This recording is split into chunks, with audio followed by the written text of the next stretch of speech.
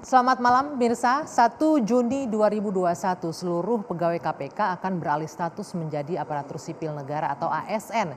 Ini sesuai dengan amanat Undang-Undang nomor 19 tahun 2019 tentang KPK dan juga peraturan pemerintah nomor 41 tahun 2020. Namun peralihan status karyawan pegawai KPK ini menuai pro dan kontra karena banyak yang menganggap peralihan status ini akan mengganggu independensi dan juga kinerja KPK.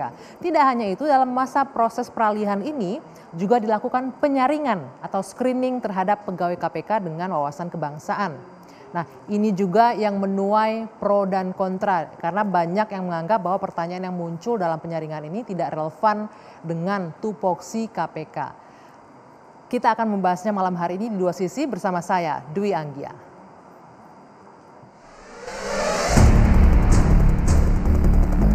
Ribuan pegawai Komisi Pemberantasan Korupsi mulai menjalani proses alih status sebagai aparatur sipil negara atau ASN sesuai dengan amanat Undang-Undang Nomor 19 Tahun 2019 tentang KPK dan Peraturan Pemerintah Nomor 41 Tahun 2020 tentang pengalihan pegawai KPK menjadi ASN. Untuk menjadi ASN, para pegawai KPK ini harus mengikuti asesmen wawasan kebangsaan yang digelar oleh Badan Kepegawaian Negara atau BKN. Rencananya, ribuan pegawai KPK ini akan dilantik sebagai ASN pada tanggal 1 Juni 2021 mendatang. Apresiasi kepada rekan-rekan insan KPK dan segenap masyarakat berada dimanapun berada yang telah memberikan dukungan kepada kerja keras KPK. Ada 1.362 pegawai yang berproses beralih menjadi ASN, baik itu pegawai tetap maupun pegawai tidak tetap. Asesmen kebangsaan ini dianggap perlu dan menjadi hal yang penting karena memang asesmen kebangsaan adalah syarat mutlak menjadi aparatur sipil negara. Sontak, alih status pegawai KPK menjadi ASN menuai pro dan kontra di tengah publik. Perubahan status pegawai KPK menjadi ASN dikhawatirkan memengaruhi independensi pegawai Komisi Anti Rasuah ini. Lantas benarkah alih status pegawai KPK menjadi ASN akan memengaruhi independensi KPK sebagai lembaga pemberantasan korupsi? Ya, untuk berdiskusi malam hari ini saya akan langsung mengundang sejumlah narasumber saya ke studio. Silakan langsung Bung Junimat Girsang, selamat malam dari fraksi PDIP, anggota Dewan. Dan kemudian ada Bang Saur Siagian, ini aktivis anti korupsi, selamat malam Bang Saur, silakan. Mas Boyamin Saiman dari Koordinator MAKI, selamat malam. Bapak-bapak sehat semua ya? Alhamdulillah. Alhamdulillah. Dan juga bergabung bersama saya secara virtual pimpinan KPK Bapak Nurul Gufron, selamat malam Pak Gufron. Selamat malam semuanya, selamat sehat. Salam sehat. Nah ini sebelum saya ke Pak Nurul Gufron, saya mau ke Bang Saur terlebih dahulu ya. Ini menjawab pertanyaan ini yang beredar nih. Apa sih kekhawatirannya dengan peralihan status kepegawaian KPK menjadi ASN aparatur sipil negara? Saya kira Mbak Dwi Anggia, saya kira sangat fundamental sekali. Saya kira ini yang kalau kita amati atau menurut pendapat kita puncak daripada pelemahan daripada KPK. Karena konsekuensi daripada aparatur sipil negara, Mbak Anggia, di salah satu undangnya seorang ASN itu kan harus tunduk kepada perintah atasannya. Oke. Coba bayangkan kalau sekarang ini telah dilakukan, bagaimana menjaga yang namanya independensi itu sementara dari segi fundamental, dari segi filosofi memang itulah nature daripada seorang ASN, dia harus tunduk kepada perintah atasannya. Siapa bisa menjamin misalnya kalau ada penyidikan kemudian mereka ini kemudian dipindahkan, kemudian bukan saja di bagian yang lain KPK tapi juga di departemen yang lain, siapa bisa menjamin? Kecuali misalnya kita menabrak filosofi daripada ASN itu sendiri. Nah ini menurut saya adalah pesan yang sangat serius bahwa ini undang-undang udah jadi, nggak mungkin lagi kita balik. Betul. Tapi sekarang kerja daripada kawan-kawan 5 komisioner termasuk saudara Gufron adalah karena dia adalah ikut menandatangani soal revisi ini, karena itu satu paket ya. Dan juga yang mengusulkan revisi waktu itu ada di sini juga yang membahas juga. Nanti Bung Junimat nanti yang memberi yang bagaimana di secara moral juga harus bisa. Karena banyak kasus-kasus sekarang kan mandek di KPK. Soal misalnya kasus helikopter. Orang bilang karena menyasar misalnya tentara takut gitu ya. Nah sekarang bagaimana mereka ini mengatakan mereka lebih hebat atau independen kalau kasus-kasus akhirnya apa? Orang tuduh sekarang kan KPK ya bisa yang triliunan itu kawan-kawan di kejaksaan, tetapi kawan-kawan di KPK kemudian yang bisa OTT atau ratusan juta seperti itu. Nah ini maksud lebih kita. kecil maksudnya. Kita jadi, ini challenge kawan-kawan di dalam. Oke, gitu. boleh dijawab dulu sama Pak Gufron. Apa nih yang bisa menjamin bahwa independensi teman-teman KPK tetap akan terjaga setelah beralih sebagai ASN, Pak Gufron? Terima kasih Mbak Dwi maupun Mas Saur. Sebagaimana diketahui KPK adalah penegak hukum, maka KPK taat hukum. Sehingga apa yang menjadi kekhawatiran Mas Saur itu adalah bukti kecintaan publik kepada KPK. Gitu. Jadi seandainya pun sedikit pandangannya minor, sebenarnya minor tersebut hanya rasa sayangnya Pak Saur kepada KPK, itu yang penting dan kami memahami itu. Tapi Pak bahwa Gufron, kemudian ditakutkan setelah KPK pegawainya berubah dari pegawai KPK yang selama ini KPK sendiri sekarang masuk kepada ASN, saya kira begini, independensi pegawai KPK itu bukan hanya karena status kepegawaiannya ya, tetapi pada manajemen kepegawaian, yaitu mulai apa? Mulai dari proses rekrutmen, pembinaan, evaluasi kinerja, sistem punishment and reward, serta juga penggajiannya. Itu yang membangun independensi, bukan hanya soal status. Soal status saya kira adalah sama, mau menjadi pegawai KPK ataupun menjadi pegawai ASN itu sama saja, toh sama-sama digaji oleh dari negara melalui APBN begitu. Itu yang perlu digarisbawahi. Dan selama ini sesungguhnya walaupun kemudian perayaan statusnya sedang berproses dari tanggal 9, tanggal 10, dan tanggal 16 yang akan datang, sesungguhnya keberlakuan Undang-Undang 19 2019 itu sudah berlaku sejak September 2019. Dan faktanya sampai saat ini kami bekerja dan juga publik sudah memahami bahwa KPK tetap independen, KPK tetap kemudian menangkap siapapun yang menurut KPK terbukti gitu. Oke, itu yang perlu tetap digarisbawahi. teruji dalam masa transisi ini ya independensi KPK. Tadi sebutnya hal minor itu sebenarnya nggak berpengaruh besar soal status dari ASN itu. Kita beruntung sesungguhnya Mbak Anggia punya 5 dewan pengawas yang betul-betul reputasi integritas mereka di Republik ini nggak diragukan. Salah satu sudah almarhum. Pertanyaannya adalah bagaimana dengan pemilihan kelak ketika katakanlah mereka ini berstatus ASN. Itu yang saya bilang, struktur di ASN itu bahwa kinerja mereka ini tidak murni mereka nilai kan, tetapi juga aspek pengawas atau atasan daripada ASN ini. Ini terjadi status suatu Aris Budiman dulu. Ya, ini tantangan kepada kawan-kawan KPK. Mudah-mudahan kawan berjiwa besar saja. Bayangkan waktu itu Saudara Agus Raharjo meminta supaya Saudara Aris Budiman sebagai deputi Direktur Penyidikan tidak datang ke DPR. Namun Trunojoyo 1 mengatakan perintah karena panggilan itu dari Komisi 3, komisinya Pak Junimar, dia harus perintah datang. Nah pertanyaannya adalah ketika kawan-kawan ini sudah dikitohkan, sudah diserahkan kepada KPK untuk mengabdi sekian tahun sesuai dengan kontrak yang mereka lakukan. Tapi faktanya mereka masih punya atasan yang lain. Masih bisa apalagi diatur setelah begitu. ASN. Ini maksud saya ini real. Makanya saya pernah bilang Saudara Budiman itu pengkhianat. Dia sudah ke KPK, ini menurut saya loh. Tetapi dia juga mengatakan saya harus tunduk kepada atasan saya sebagai polisi. Apalagi, nah ini menurut saya tantangan kepada kawan-kawan di dalam KPK dengan status ASN ini. Ini gitu. status ASN artinya akan dibawa Menpan RB ya begitu nanti otomatis. Ya. Kinerja mereka, penggajian mereka mau tidak mau. Kecuali kawan-kawan harus bekerja keras ini bagaimana pastikan membuat misalnya penggajian daripada KPK mungkin tidak kurang dari yang sekarang ini atau mungkin lebih. Nah itu juga kan harus juga beban daripada kawan-kawan di dalam itu kan berat. Mengapa misalnya terjadi seperti di DKI? Zaman Ahok kemudian diberikan gaji sangat besar sekali, kemudian ASN di daerah lain kemudian jadi protes. Ini tantangan dari kawan-kawan nantinya. Itu adalah soal teknis. Tadi disebutkan bahwa ini kan sudah undang-undangnya sudah diketok, ini amanat undang-undang harus dijalankan. Mungkin kalau boleh mundur sedikit ke Bang Junimat, apakah ini tidak menjadi perhitungan atau pertimbangan ketika akan mengalihkan status kepegawaian menjadi ASN? Kekhawatiran seperti ini apakah tidak sempat ditampung? Tapi nanti dijawab Bang, kita jeda dulu, dua sisi akan kembali sesaat lagi. Mirsa, Anda masih menyaksikan dua sisi dan saya langsung menyambung Bung Junimat. Kita agak mundur ya, ini memang sudah jadi amanat undang-undang, PP-nya sudah terbit juga. Tapi pada saat menyusun revisi undang-undang ini, apakah tidak menjadi pertimbangan nih kekhawatiran-kekhawatiran disampaikan oleh Bung Sahor tadi itu?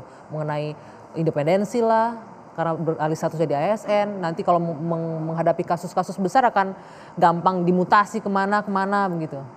Iya, makasih Mbak Dwi. Selamat malam kepada bangsa Indonesia yang tetap mau mendengarkan kami di TV One dalam rangka pencerdasan pada malam hari ini. Mbak Dwi, pertama saya perlu sampaikan tentang Aris Budiman. Sekarang beliau ini kalau tidak salah menjadi Kapolda di Kepri. Beliau tidak pernah meminta izin kepada Kapolri pada waktu itu. Karena saya yang menanyakan kepada beliau, apakah izin dari pimpinan KPK? Beliau mengatakan, saya atas kemauan sendiri datang ke Pansus. Ya, ke Pansus ini tanpa dipaksa. Jadi tidak pernah beliau meminta kepada pimpinan Polri untuk hadir di Pansus DPR seperti itu. Yang pertama. Yang kedua, menyangkut tema pada malam hari ini, disebutkan tentang terganggunya independensi KPK apabila pegawai KPK ini menjadi ASN. Sesungguhnya ada hal-hal yang harus kita kritisi di dalam kenapa sampai pegawai KPK itu menjadi ASN. Ada pilihan. Di KPK ada 3, ada pegawai tetap, ada pegawai tidak tetap, ada perbantuan polisi dan jaksa. Ini tidak masuk di dalam peradilan ini, yang masuk cuma 2, pegawai tetap dan pegawai tidak tetap.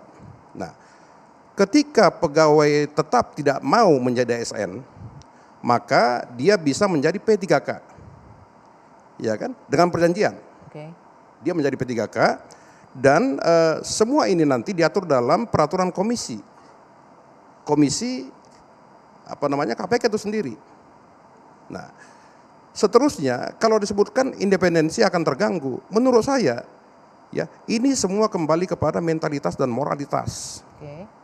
Ya, kenapa jaksa bisa bekerja secara maksimal sekarang ini? Kenapa polisi bisa bekerja secara maksimal? Mereka itu ASN, tidak ada masalah. Nah, sesungguhnya kalau kita mau bicara secara cerdas, ya, kita harusnya mengapresiasi pemerintah ketika para pegawai KPK ini, bahkan yang sudah berumur lebih dari 35 tahun, bisa menjadi ASN. Ya, kalau untuk lembaga lain tidak bisa. Tetapi khusus untuk KPK, ya bisa dan tidak perlu khawatir kalau dia 35 tahun tetap menjadi ASN. Dengan catatan harus memenuhi syarat-syarat. Kan begitu. Nah, seterusnya mengenai penggajian, ini kan jadi ribut nih penggajian. Katanya akan disesuaikan dengan gaji di ASN, tidak begitu. Ya, lembaga KPK ini, ya khusus untuk gaji yang sudah ada, itu dipertahankan, bahkan mungkin akan ditingkatkan. Boleh saya potong dulu, sebelum kita masuk ke teknis penggajian dan lain-lain, ini boleh tanggapi dulu nggak? Bang Sahor tadi menyebutkan nanti ada kekhawatiran, kalau misalnya sedang menangani kasus-kasus yang berkaitan dengan lembaga pemerintahan, karena ini di bawah Menpan RB akan ada ketakutan-ketakutan. Saya kira begini, kalau mengenai intervensi, saya mengatakan tidak akan mungkin. Kenapa demikian? Karena kinerja dari para pegawai KPK ini, ya akan diawasi oleh peraturan. Ya, aturan yang diciptakan dibuat oleh pimpinan KPK itu sendiri. Tidak mungkin itu, jadi tidak mungkin ya, karena tidak diawasi. Ada Menpan RB atau BKN, tidak bisa. Tidak akan ikut campur sampai ke internal KPK. Ini sudah diatur nanti. Sebentar. Sebelum ke Bang Sahor, Mas Boy, Anda juga termasuk yang diantaranya mengkhawatirkan ini akan mengganggu kinerja dan independensi, tapi disebutkan tadi bahwa tidak akan sampai ke sana, begitu. Jadi gini, sebelum yang lain-lain, saya harus mengingatkan bahwa revisi Undang-Undang KPK itu sedang diajukan judicial review di Mahkamah Konstitusi. Mbok yao, bahasa Solo saya begitu. Sabar sedikit gitu, kenapa? Tunggu sampai itu diputus oleh Mahkamah Konstitusi. apakah revisi ini berlaku atau tidak. Kan gitu. Karena itu sampai judicial review-nya itu termasuk uji formil loh, bukan hanya uji material. Nanti kalau Mahkamah Konstitusi membatalkan formil, artinya tidak berlaku sepenuhnya, kan berarti kembali ke undang-undang yang lama. Revisinya adalah tidak berlaku. Otomatis kan dasar untuk ASN itu kan menjadi bubar, nggak ada. Itu. Jadi ini sebenarnya saya kenapa pada posisi ini mengingatkan kembali itu gitu. Kalau nanti judicial review dikabulkan begitu, ASN ini akan tidak menjadi ada landasan hukumnya. Maka mestinya ini jangan terburu-buru untuk dilaksanakan, nunggu putusan itu. Tapi kan pemerintah sudah kadung untuk menerbitkan PP, sama aja. sudah diteken. Lo pemerintah dan DPR itu juga geblek kok. Bodoh. Buktinya apa? Perintah Mahkamah Konstitusi tahun 2013 membuat undang-undang asuransi kumpulan. Itu tidak pernah dibuat. Padahal perintah Mahkamah Konstitusi loh ya. Dan kemudian relevansinya dengan ini apa? Maksud saya begini, dan kemudian bahkan di judicial review barusan tahun 2020 diperintahkan lagi maksimal 2 tahun harus membuat undang-undang itu. Misalnya gitu loh ya. Jadi artinya maksud saya itu dari sisi itulah saya hanya berharap gitu loh ya. Tunggu dulu putusan Mahkamah Konstitusi. Gitu loh, karena maksud saya meskipun ada PP, ada apa peraturan komisi gitu sebenarnya ini sebelum yang lain-lain Bang. Tidak harus dieksekusi buru-buru begitu iya, maksudnya. Begini Mas Boy. Saya tidak mengatakan Mas Bonyamin itu goblok. Saya mengatakan kurang cerdas saja. Ya. Karena begini, kalau Mas Bonyamin mengatakan, "Wah, kenapa tidak ditunda?" Tidak ada perintah MK untuk menunda. Bagaimana bisa ditunda ini? Betul. Kan Mas Boy orang hukum. Betul. Ya kan karena kita ini orang Mahkamah hukum semua. Konstitusi kan tidak ada putusan eksepsional. Loh kenapa tidak? Enggak ada Kenapa kok. tidak? Bisa saja. Kalau MK mau bisa. Bisa. Pengadilan ya. bisa menciptakan hukum. Ketika hukum tidak mengatur, Pak. Iya, gitu tapi loh. apa? Jadi tidak harus diatur dalam undang-undangnya. Tunggu kurang sebentar lagi. Tidak kan? bisa. Sepanjang MK Ya. tidak mengatakan menunda, tidak boleh ditunda, Pak. Loh, tidak boleh dalam hukum ini ada kebijakan. Tapi kan apakah sekarang? Tidak boleh. Hukum harus dijalankan. Undang-undang ini harus dijalankan, Pak. Iya, tapi tunggu sebentar aja. Tidak bisa ditunggu, Pak. Kecuali perintah pengadilan. Loh, perintah Mahkamah Konstitusi untuk membuat undang-undang aja sampai 5 tahun tidak dibuat-buat. Sampai diperintah 2 kali juga belum dibuat lagi. Artinya Anda melihat ada apa Mas Boy dengan keterburu-buruan maksudnya, untuk ya gini loh, sebenarnya kan ini. saya itu dari sisi independensi sebenarnya. Bahwa saya dulu pernah jadi DPRD Solo itu gaji saya habis untuk biaya demonstrasi misalnya. Kan produk anak kandung reformasi itu kan setahu saya ada 2. Komisi Yudisial, itu bahkan diatur dalam konstitusi, dan kemudian KPK. Ya. KPK ini kan semangat independensi, gitu loh. Independensi itu sebenarnya sudah terbentuk di pimpinan dulu, pimpinan kolektif kolegial. Itu kan masuknya supaya independensi kolektif kolegial di antara 5 orang itu biar saling mengontrol di antaranya mereka, kan gitu kan. Dan kemudian juga sistem kepegawaian. Seperti Mahkamah Agung itu kepegawaiannya kan juga berdiri sendiri. Kalau KPK ini juga begitu, maksudnya dalam rangka independensi begitu, ya independensi keseluruhan termasuk kepegawaian, gitu loh. Tolonglah ini sebenarnya, ini kan sudah kita rasakan bagaimana persepsi korupsi ini turun gara-gara isu revisi undang-undang KPK, kemudian juga 1 tahun tidak melakukan pekerjaan, setelah di sindir sana sini baru ada OTT dan itu pun termasuk saya. Nah, ini kadang-kadang kita ini serba salah, sebentar Mbak Dwi. Kita kasih kesempatan. Ya, selama ini kan dikatakan KPK itu banci, tidak ada kerjaan. Ketika KPK ya telah menunjukkan kerjanya, katanya karena dipaksa. Ini kan aneh-aneh kita ini, Pak. Loh, ini maksudnya apa sekarang ini? Masih ada sisa misalnya dalam kasus OTT Bansos. Itu pun saya harus sampai pra-peradilan. Bagaimana seorang Ihsan Yunus saja enggak dipanggil-panggil sebagai saksi padahal sudah digeledah. Baru setelah saya gugat pra-peradilan baru dipanggil sebagai saksi. Oh, ada penggeledahan. Saya kira bukan karena perannya Pak Bonyamin, tidak buka-bukaan. Pak. Tidak, silakan buka-buka Pak. Silakan. Saya minta ke Pak tidak Gufron. karena perannya Pak Bonyamin tuh, memang proses kerja di KPK itu begitu Pak. Misalnya penggeledahan itu kan izinnya antara 20-an lebih. Bapak-bapak gitu. kita kembali ke tema kita dulu ya. Ketika sudah saya pra-peradilan kan digeledah dan kemudian sudah tidak apa-apa. Bukan karena Mas Boy, begini Mas, sebentar. Saya harus memoderasi diskusi kita agar nggak melebar kemana-mana. Saya yakin itu Pak. Bang Juni Mas sebentar. Pak Gufron, boleh ditanggapi tadi apa yang disampaikan Pak Bonyamin. Ini sudah setahun nggak kerja, baru sekarang ada OTT dan lain-lain. Tetap aja kekhawatiran. Begini, bahwa tentang independensi, itu hal berbeda antara status kepegawaian yang dari pegawai KPK ke ASN itu hanya status saja. Tentang independensi masih tetap dijamin di pasal 3. Itu yang perlu ditegaskan. Yang kedua, bahwa Pak Bonyamin meminta dipending tidak ada, karena di dalam pasal 69C kita itu diperintah untuk melaksanakan semua perubahan-perubahan itu selama 2 tahun. Kalau kemudian menunda karena alasan masih di MK-kan, ya kalau MK-nya seandainya pun misalnya Mas Bonyamin MK-nya kemudian gagal, bisa saja kemudian pihak lain yang akan juga meng-MK-kan. Sampai kapan akan ditunda? Nah, itu kan akan menimbulkan ketidakpastian. Mas Bonyamin saya kira bukan orang yang tidak paham hukum ya, mungkin agak lupa tentang hukum itu. Terima kasih. Oke, nanti kita akan lanjutkan Pak Gufron. Kemudian juga yang menjadi pro dan kontra yang menuai polemik juga adalah mengenai asesmen yang dilakukan di internal KPK dalam masa peralihan ini. Banyak yang menganggap bahwa asesmen ini tidak relevan, pertanyaan ataupun modul soal yang disampaikan itu tidak relevan dengan tupoksi KPK. Apa tanggapan Anda? Usai jeda kita jawab di Dua Sisi saat lagi. Ada 1.362 pegawai yang berproses beralih menjadi ASN. Baik itu pegawai tetap maupun pegawai tidak tetap.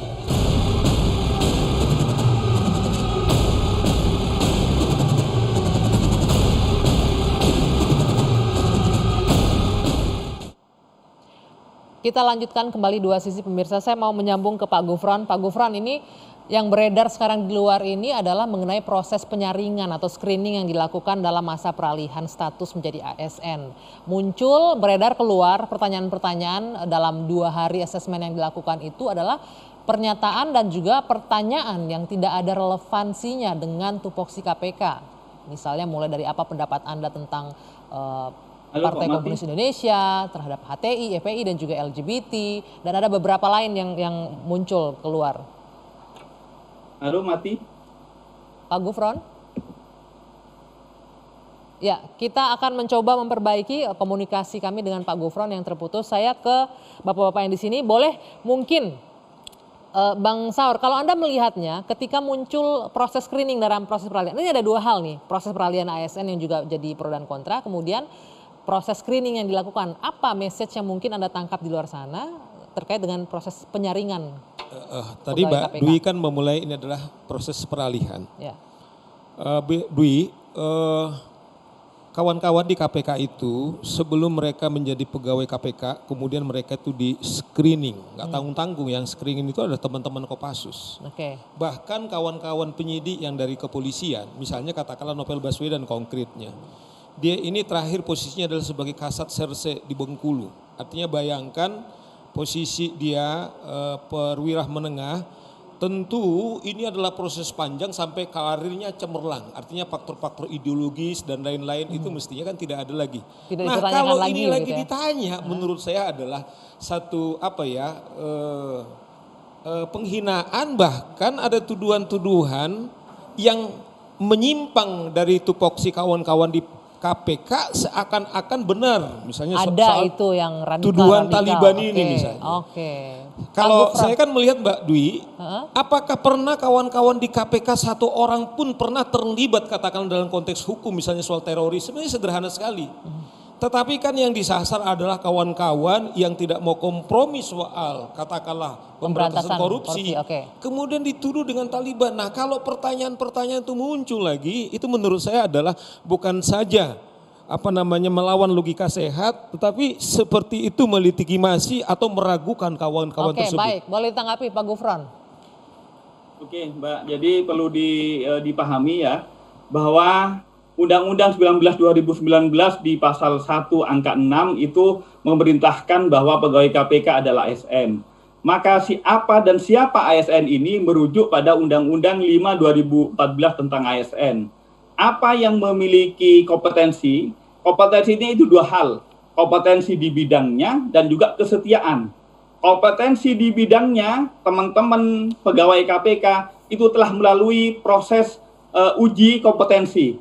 Kita selama ini telah melakukan rekrutmen pegawai melalui uji kompetensi. Karenanya kemudian untuk syarat tentang kompetensi, karena pada saat proses masuk kami melakukan proses seleksi, dan dokumen tentang kompetensi itu sudah ada, sudah selesai.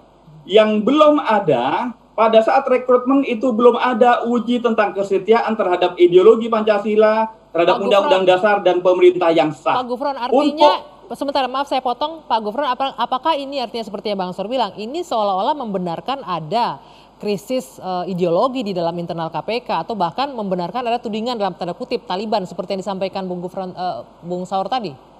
Bukan masalah soal menguji apakah dugaannya Bang Saud itu ada atau tidak, bukan. Tetapi uji kesetiaan itu dalam proses rekrutmen selama ini di KPK memang belum ada.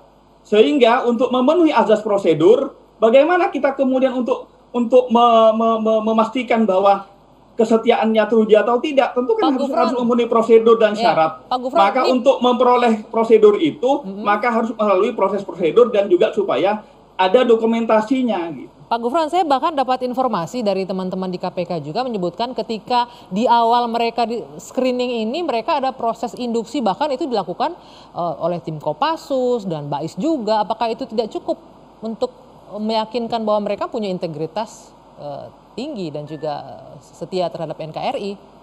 Bukan, selama ini memang tiap pembinaan di kita, penyelidik, penyidik ataupun di bidang pencegahan, memang kita bekerja sama dengan Kopassus untuk kemudian proses peningkatan capacity building di bidang kompetensi masing-masing, penyelidikan, penyidikan, begitu, bukan pada tataran tentang kesetiaan ke NKRI-annya. Oke, sebentar Mas Boy, silakan. Ini gini kan, memang belum ada tes soal tataran ke NKRI-nya, harus dites lagi. Iya, sebagai seorang Menwa saya mungkin tidak perlu diragukan lagi kalau urusan itu, kira-kira kan gitu. Tapi maksud saya gini, kan bahkan ada ujian indeks moderasi bangsa.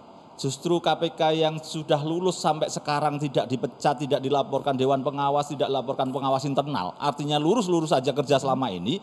Justru kalau bicara indeks moderasi bangsanya, dia mestinya ranking 1, tidak perlu diragukan lagi dan tidak perlu diuji lagi. Karena apa?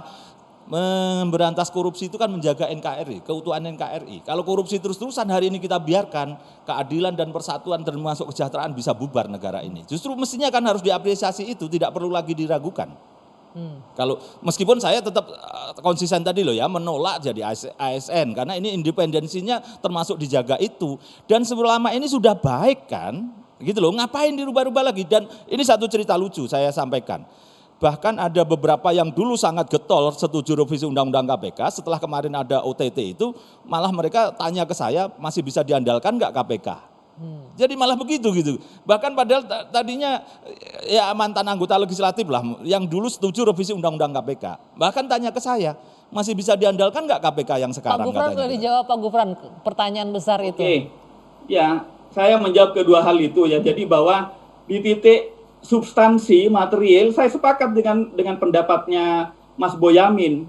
Tetapi di sisi formalitas bahwa kita harus juga memenuhi azas formalitas, azas prosedural, maka prosedur untuk uji kesetiaan dan juga supaya ada dokumen pembuktiannya itu harus diperlukan. Contohnya misalnya Mas Boyamin ini ya, sangat penggemar dan mengaku bermurid kepada Gus Baha. Gus Baha itu secara substansi keilmuannya diakui sebagai profesor. Tapi tentang prosedur beliau itu belum memenuhi misalnya S1, S2, kemudian juga belum memenuhi prosedur diangkat sebagai guru besar, itu belum diakui sebagai profesor. Padahal secara substansi kita bangsa Indonesia mengakui kepakaran dan keguru besaran ilmu dari Gus Baha. Tapi kita harus memenuhi asas prosedural. Nah, jadi ini bentuk Mas Boyamin kan juga begitu. Iya, formalitas bahwa kemudian dia memang saya sepakat bahwa pegawai KPK dengan bukti selama ini telah menangkap koruptor-koruptor, itu adalah bukti kecintaan kepada bangsa Indonesia. Itu dari sisi substansi. Tapi sebagai seorang orang hukum kan tahu bahwa ada syarat material, ada syarat formil. Bagaimana kemudian kita mengakui azas material kalau tidak ada proseduralnya? Itu yang harus ditaati juga oleh Mas Boyamin. Iya, formalitas ini saja. Jawaban dari saudara Gufron ini semakin meyakinkan kami. Bayangkan seorang KPK atau komisioner mengatakan cuman formalitas doang gitu loh kan. Kan penghinaan juga gitu loh. sampai kalau kawan-kawan Asas atau khususnya formil, saudara bukan formalitas doang. saudaraku Mas Gupron hanya itu yang perlu katakanlah diklarifikasi. formalitas aja gitu kan. Nah ini yang kita bilang bahwa konsekuensi kultur kawan-kawan yang menjadi ASN ini menurut saya adalah akan menghilangkan derajat independensi KPK. Coba misalnya sahabatku Mas Gupron ini mengatakan, ya nggak apa-apa formalitas-formalitas aja gitu loh. Padahal itu yang kita bilang. Adakah di antara mereka kawan-kawan ini puluhan tahun di KPK kinerjanya sangat cemerlang, tidak melakukan pelanggaran etika atau moral, tidak ada kemudian pelanggaran hukum. Inilah buah daripada Pancasila, bukan sekedar formalitas saya setia kepada Pancasila, koruptor kemudian di mana-mana dan sekarang ini masalah kita adalah koruptor yang menggurita. Inilah menurut saya pengkhianat Pancasila. Ini yang kawan-kawan di KPK harus bekerja keras, kasus-kasus yang tertunda, pimpinan tidak lagi melanggar kode etik, inilah yang kita bilang lawan daripada Pancasila, bukan kemudian formalitas-formalitas seperti ini gitu. Nanti ditanggapi, saya lihat Bang Juni Marto megang mic, tapi nanti kita lanjutkan, kita jeda sejenak, Dua Sisi kembali saat lagi.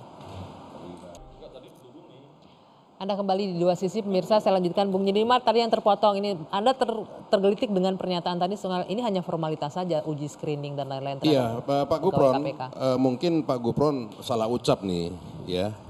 Karena sesuai dengan Undang-Undang Nomor 5 memenuhi asas formil dan Peraturan Pemerintah Nomor 41 2020 bahwa asesmen itu menjadi satu keharusan, ya, bukan pro forma dan harus lolos asesmen, baru dia bisa diterima menjadi ASN, kan begitu. Itu yang pertama. Yang kedua. Saya justru bertanya kepada Bang Saur dan ke Bang Bonyamin dan ke yang lain-lain yang kontra dengan ASN ini, apakah ada jaminan misalnya kalau pegawai KPK itu tidak menjadi ASN, maka dia betul-betul menjadi independen? Ada jaminan enggak? Kan begitu. Sementara kan ASN ini kan hanya mengatur saja bahwa seorang pegawai itu ya masuk menjadi ASN dan diatur dalam Undang-Undang ASN. Ya, yaitu nomor 5 tahun 2014. Nah, oleh karena itu saya harapkan tidak perlu kita gonjang-ganjing. Kenapa demikian? Karena kalau kita membaca Undang-Undang nomor 19 tahun 2019, Mbak Dwi, ya, meskipun para pegawai KPK ini berstatus sebagai anggota sebagai ASN, Undang-Undang KPK ini tetap ya menegaskan bahwa tugas dan kewenangan KPK bersifat independen dan bebas dari pengaruh kekuasaan manapun. Ada di dalam undang-undang. Jadi nggak ada urusan, gitu loh. Tetap mereka bebas, independen dan tidak bisa dipengaruhi. Termasuk kekhawatiran Bang Saur menyebutkan ini kan semua di bawah Menpan RB nih. Dipegangi ekornya kan jadi begitu sama aja. Enggak, kan ada peraturan, termasuk peraturan komisi KPK itu sendiri mengatakan ya di samping daripada Undang-Undang 19 2009 bahwa mereka tidak bisa diintervensi, Mbak. Ini kita harus pahami. Gitu loh. Jadi kita bacalah undang secara utuh, tidak boleh satu, dua, tiga. Dijamin tidak bisa diintervensi, tidak begitu bisa ya. diintervensi. Tapi menarik juga nih Bang Saur, disebutkan tadi nggak ada jaminan juga kalau nggak status ASN juga independensinya juga nggak bisa dijamin juga. Dwi, sebenarnya di KUHP penyidik itu adalah penyidik polisi itu adalah independen. Tapi karena karakter dia adalah sebagai ASN, bisa nggak kawan-kawan di polisian ketika dia melakukan penyidikan tanpa intervensi oleh pimpinannya? Pasti sebagian besar. Nah begitu juga nanti struktur ASN yang ada KPK. Katakanlah kalau kita mengacu dari undang-undang ASN, seorang ASN itu dia harus tunduk kepada undang-undang, dia siap dipindahkan kemanapun konsekuensinya. Nah sekarang kan kawan-kawan KPK harus berjuang kemudian membuat eksepsi atau pengecualian, apakah ada jaminan misalnya bahwa mereka kalau melakukan tindakan-tindakan penyidikan, tindakan-tindakan teknis, kemudian yang menyasar, misalnya adalah karena mereka ini dirumpun misalnya eksekutif, kemudian menyasar, tiba-tiba mereka tidak terpengaruh. Ini menyangkut juga kinerjanya, jabatannya, karirnya dan lain. Ini maksud kita adalah mau tidak mau ini sangat berpengaruh gitu loh. Nah, cuman kan rekan saya Mas Gupron kan setuju. Nah, dia harus bekerja keras mengatakan bahwa ini tidak berpengaruh gitu loh. Nah ini kan bisa kita lihat ini minta jaminan nih Pak Gufron, karena sedikit banyak pasti akan mempengaruhi kalau menurut Bung Saur ketika dibawa ke Menpan RB. Let's say lah kalau ada kasus di kementerian terkait misalnya, apakah nanti akan tetap berani untuk independen dan tidak terganggu kinerjanya? Jaminannya seperti apa? Bagaimana saya jelaskan di awal, manajemen kepegawaian KPK itu walaupun statusnya ASN tetapi tetap otonom dikelola oleh KPK sendiri, diatur oleh KPK sendiri, termasuk juga pembinaan jabatan fungsionalnya. Jadi di ASN itu kan ada 2 jabatan ya, jabatan administrator, jabatan fungsional. Jabatan fungsional itu yang dikhawatiri oleh Bang Saur maupun Mas Boyamin, itu kita akan kemudian ngatur jabatan fungsional tersendiri di KPK yang kemudian tidak menginduk kepada kementerian ataupun lembaga negara di luar KPK. Sehingga kita walaupun ASN tetap otonom dalam mengatur kepegawaian sendiri, termasuk evaluasi dan juga kemudian sistem penggajiannya. Itu yang kami pastikan. Jadi yang perlu dikoreksi begini. Jadi apa yang saya sampaikan bahwa ini memenuhi azas formil kemudian jaga formalitas itu yang salah. Maksud saya kebenaran itu perlu dibuktikan dalam 2 hal, kebenaran material dan formil. Contohnya apa? Contohnya misalnya tertangkap tangan misalnya. Seseorang melakukan perbuatan apa tindak pidana. Walaupun tertangkap, walaupun sudah kenyataan secara material adalah dia bersalah, tapi kenapa penyidikan sampai di sidang? Itu untuk memenuhi azas formil, azas prosedural. Itu yang harus dipenuhi. Untuk apa? Untuk 2 hal. Kompetensi kami sudah memiliki rekam jejaknya dan dokumennya, tapi tentang kesetiaan tapi tidak memiliki. Sebentar Pak Gufron, gimana Mas Boy? Misalnya saya tagih, ini kalau hanya retorika terus begini, nanti juga pertanyaan juga jaminannya itu apa menjadi tolok ukurnya. Kalau saya itu sederhana, bahwa selama 3 periode, 4 periode bahkan itu, kepegawaian KPK itu sudah bagus, kepercayaan masyarakat sudah bagus, indeks persepsi korupsi juga naik. Tapi kemudian ketika ada isu revisi bahwa nanti ASN langsung turun drop, itu loh persoalannya. Sesuatu yang baik kenapa kita utak-atik gitu loh. Sebenarnya mestinya ini kembali itu lagi ke utak-atik teman-temannya Bang Juni waktu itu. Bukan, ini loh maksud saya gini loh. Kalau saya kami pelaksana undang-undang, kami ini penegak hukum pelaksana undang-undang. Ya, kami ini pelaksana undang-undang memastikan bahwa pasal 1 angka 6 pegawai KPK beralih kepada ASN dan pasal 69C kami diperintah selama 2 tahun untuk kemudian mengalih. Ini harus kami laksanakan. Apakah kemudian pertanyaan-pertanyaan sebagaimana Mas Bonyamin disampaikan, loh kok sudah bagus dirubah? Itu sekali lagi ini adalah kami pelaksana peraturan perundang-undangan. Pertanyaannya itu ke teman-teman DPR pada saat itu membahas revisi undang-undang harusnya ya. Iya tapi kan bisa ini fait accompli. Maksud saya gini loh, saya juga kalau boleh menghimbau itu Mahkamah Konstitusi segera putuskan judicial review itu. Biar nanti saya khawatir ini justru kenapa buru-buru di ASN ini kan. Supaya nanti MK, loh ini sudah tidak bisa lagi, diotak-atik lagi. Jadi MK mau tidak mau seperti di Sandera harus menolak permohonan itu, judicial review itu. Karena sudah terlanjur ASN. Jadi malah ada bahasa saya curiga ada agenda itu malahan. Sebenarnya. Apa agendanya? Nanti kita lanjutkan. Usai jeda di 2 sisi sesaat lagi. Tadi kalimat berujung dari Mas Boy ini ada agenda tersendiri dengan buru-buru menjadi ASN, jadi MK udah tersandera begitu. Agenda apa menurut Anda Mas Boy? Sebelum dijawab Bang Juni Mart nanti. Ya nggak mungkin lah, ini kan maksud saya tadi buru-buru di ASN kan, nanti kalau nanti MK mau mengabulkan uji formil itu, membatalkan undang-undang, kan menjadi seperti lu ASN terus dikemanakan lagi gitu loh. Oke. Jadi seperti agendanya yang menyandera. Menyandera gitu itu. Bang Juni Mart tanggapannya gimana? Kalau saya sih kita tunggu saja bagaimana putusan MK itu yang pertama ya. Nah yang paling penting sesungguhnya dan saya kira Pak Gufron juga sepakat lah. Kebetulan BKN ini dan Menpan RB ini mitra saya di Komisi 2. Dan saya sudah pernah bertanya tentang bagaimana posisi ASN di KPK itu.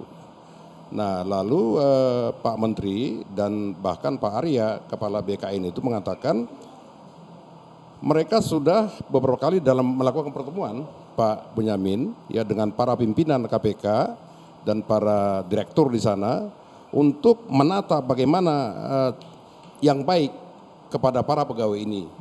Itu saya bilang tadi termasuk gaji, ya, termasuk bagaimana mereka bekerja supaya tidak diintervensi, itu mereka sudah atur di sana.